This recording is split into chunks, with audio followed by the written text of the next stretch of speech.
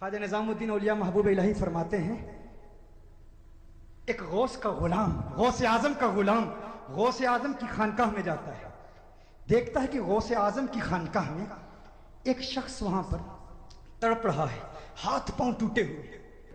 تو غوث اعظم سے عرض کرتا ہے غوث اعظم آپ کی بارگاہ میں آیا ہے، ہاتھ پاؤں ٹوٹے ہوئے ہیں، بڑی بری حالت میں ہے، اسے کیا ہوا، اس کی مدد فرمائیے۔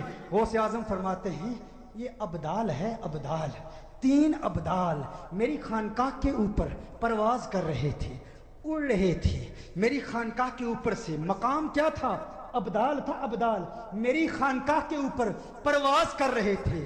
2 ابدالوں نے دیکھا غوث اعظم کی خانقاہ ہے، ایک دائیں طرف چلا گیا، ایک بائیں طرف چلا گیا۔ اس نے کہا میں خود ولی ہوں، میں کیوں غوث کا عدد کروں، یہ وہ ابدال ہے، وہاں سے گرا میری خانقاہ میں، ہاتھ پاؤں ٹوٹے ہوئے ہیں۔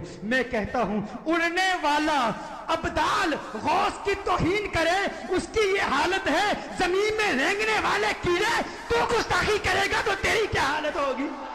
صحیح مسلم میں حدیث ہے، نبی علیہ السلام ایک یعنی صحابہ کے گروہ کے پاس سے گزرے، وہ یعنی پورا وہ ایک آپ سمجھ لیں ایک قبیلہ تھا، تو وہ مدینہ شریف کے قریب شفٹ ہوئے۔ تو نبی علیہ السلام نے فرمایا کہ آپ لوگ ادھر کیوں آئے ہیں؟ تو انہوں نے کہا کہ ہمیں نماز کے لیے دور سے آنا پڑتا تھا تو بڑی دقت ہوتی تھی، تو اب ہم مدینہ شریف میں ہی رہائش لے لی ہم نے تاکہ ہمیں جلدی مسجد میں پہنچ جائیں۔ تو آپ صلی اللہ علیہ وآلہ وسلم نے فرمایا تم جتنے قدم چل کے آتے تھے وہ تمہیں ثواب ملتا تھا، تو پھر واپس چلے گئے اس جگہ پہ۔ لیکن ان کے زمانے میں کسی کے دماغ میں بھی یہ کیڑا نہیں تھا کہ یار اڑ کے بھی آیا جا سکتا ہے۔ سر یہ انجینئرنگ کا دور ہے نا۔ صحابہ کرام تو اپنے تھک جاتے تھے ایک محلے سے دوسرے محلے میں آتے ہوئے، تو نبی علیہ السلام نے جو کہا کہ تم دور سے چل کے آتے ہو، تو اس کی بجائے آپ کہتے کہ یار تمہیں کیا مسئلہ ہے، میرے امت کے تو چھوٹے چھوٹے اولیاء اللہ جو ہیں وہ ہزاروں میل کا سفر کریں گے، تو تم تو اولیاء کے بھی سردار ہو، تم تو صحابی ہو، تمہارے لیے کوئی مسئلہ اڑ کے آ جاؤ۔ اس زمانے میں یہ کہانیاں ہوتی ہی نہیں تھی، اس لیے ہم کہتے ہیں کتابوں کا دین اور ہے اور بابوں کا دین اور ہے۔ یہ ساری کی ساری کہانیاں انہوں نے بنائی ہوئی ہیں، یہ پاسبل ہی نہیں ہے۔ اور اگر کوئی کہتا ہے پاسبل ہے تو ہم کہتے ہیں کوئی ایک سیمپل پیش کر دیں ہمارے سامنے۔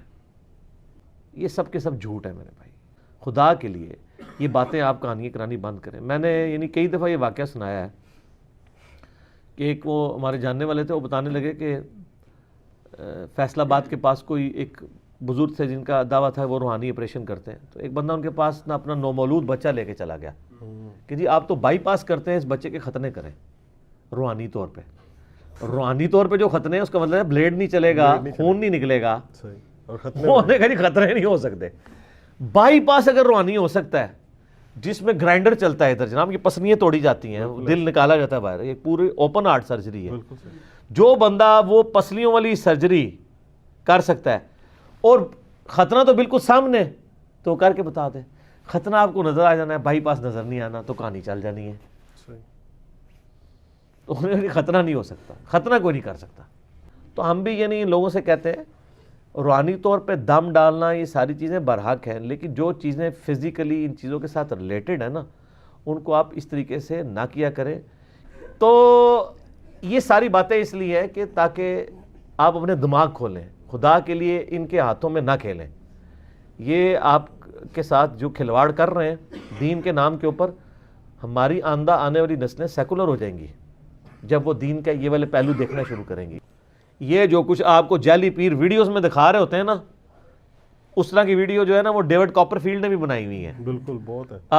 او بڑے بزرگ جو اس تمہیں وہ اولیجن ہوتا ہے، اس طرح نہیں ہوتا۔ اسٹیچو آف لبرٹی اس نے غائب کر کے، وہ اس لیے کہ وہاں جتنے بندے تھے وہ کیمرے سے غائب کیا نا، فزیکلی تو غائب نہیں ہوا نا۔ اگر وہ فزیکلی غائب کر سکتا ہے تو ہمیں امام کعبہ کو غائب کرے نا، اور وہاں پہ اپنے فرقے کا امام کھڑا کر دے۔ حج عمرے کے لیے جائیں، نگاہ مارے امام کعبہ غائب، اپنے فرقے کا امام آگے کرو، وہ کہانی ہے ساری۔